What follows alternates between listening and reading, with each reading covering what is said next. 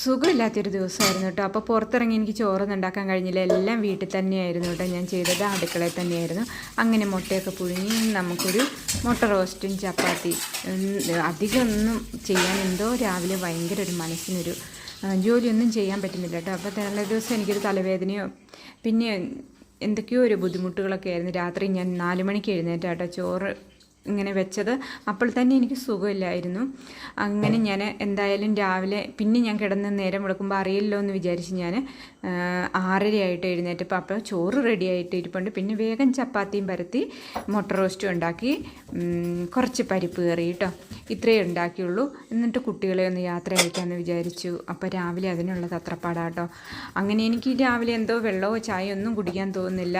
എന്താണെന്നറിയില്ല, ഒരു കുളിരും തണുപ്പും ഒക്കെ ഉണ്ട് കേട്ടോ. പനിക്കാനാണോ എന്നറിയില്ല, ചെറുതായിട്ടൊന്ന് വോമിറ്റിങ് ചെയ്തേ. അങ്ങനെ ഇതാ നമ്മുടെ ചപ്പാത്തിയൊക്കെ ഇവിടെ റെഡിയായി വന്നിട്ടുണ്ട്.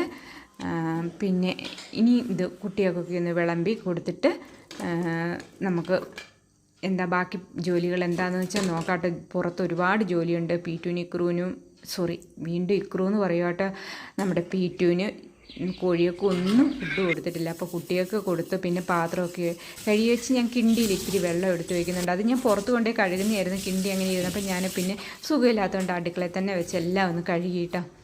അങ്ങനെ ഞാനിതാ കോഴിക്കുള്ള തീറ്റയായിട്ട് പുറത്തേക്ക് പോകാമെന്ന് വിചാരിച്ച് കൂടെ ഞാൻ പീറ്റുവിനുള്ളത് എടുത്തിട്ടുണ്ട്. പീറ്റുവിന് പക്ഷേ ഇന്ന് ഭയങ്കര പേടിയാട്ടോ. ടോണി ഇതിലേ ചുറ്റി തിരിഞ്ഞ് നടപ്പുണ്ട്. അതുകൊണ്ട് അവന് എന്തോ പുറത്തിറങ്ങണ്ട എന്നുള്ളൊരു രീതിയായിരിക്കും. അല്ലെങ്കിൽ എന്നെ ഇങ്ങനെ വിളിച്ചുകൊണ്ടിരിക്കുന്ന കേട്ടോ. ഇന്നൊരു വിളിയൊന്നും കാണുന്നില്ലേ. അങ്ങനെ ഞാനിതാ ഗ്യാസൊക്കെ വെച്ചോടൊക്കെ ഒന്ന് മെല്ലെ തുടച്ചിട്ടു.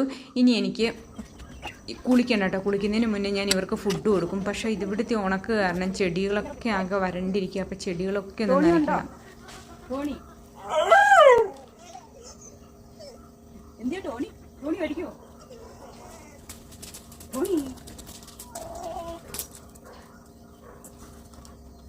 വാതിൽ തള്ളി തുറന്നു പോകുന്ന പീറ്റുവിന് ഇന്ന് പോകണ്ട കേട്ടോ, ടോണി ഉണ്ടെന്ന് പറഞ്ഞിട്ട്. അല്ലെങ്കിൽ ഞാൻ വാതിൽ തുറക്കുന്നതേ ഒരു കൈ കൊണ്ട് തള്ളി തുറന്നിറങ്ങി ഓടുന്നതാണ്. പേടിച്ചിട്ട് നിൽക്കുക കേട്ടോ. ടോണീനെ എന്ന് പറഞ്ഞു കഴിഞ്ഞാൽ ഭയങ്കര പേടിയാണ്. പിന്നെ ഇറങ്ങിയല്ല കേട്ടോ, അല്ലെങ്കിൽ പിന്നെ ഞാൻ പിടിച്ചു കൊണ്ടുപോകണം. അങ്ങനെ കോഴിക്കുള്ള തീറ്റയൊക്കെ കൊടുക്കാൻ വേണ്ടിയിട്ട് പാത്രമൊക്കെ എടുക്കുക കേട്ടോ. അപ്പോൾ ഇതിലൊരു പൂവൻ ബിരുദനാട്ടോ. അവൻ എൻ്റെ കാലേ കൊത്തും കയ്യെ കൊത്തും, നല്ലൊരു കൊത്തും കേട്ടോ എനിക്കിട്ട് വെച്ച് തരുന്നത്. അപ്പോൾ അവൻ ഇച്ചിരി കുറുമ്പാണ് കേട്ടോ. ആ ഒരു പൂവനുണ്ട്. ഇനിയിപ്പോൾ കൂടുതൽ നമ്മളെ അങ്ങനെ കൊത്തി കഴിഞ്ഞ് കഴിഞ്ഞാൽ എനിക്ക് ഭയങ്കര പേടിയാട്ടോ. എൻ്റെ കാലിലൊക്കെ വന്ന് കൊത്തുവാണ്.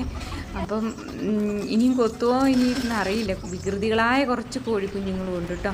അങ്ങനെ അവർക്കൊക്കെ ഫുഡ് കൊടുത്തു. ഇനി ചെടികളൊന്നും നനയ്ക്കണം കേട്ടോ. ഭയങ്കര വരൾച്ച. ഇത്രയൊക്കെ ഉള്ളൂ കൂട്ടുകാരെ ഇന്നത്തെ ഒരു വിശേഷം. ഞാൻ ചെറുതായിട്ട് എടുത്ത കേട്ടോ.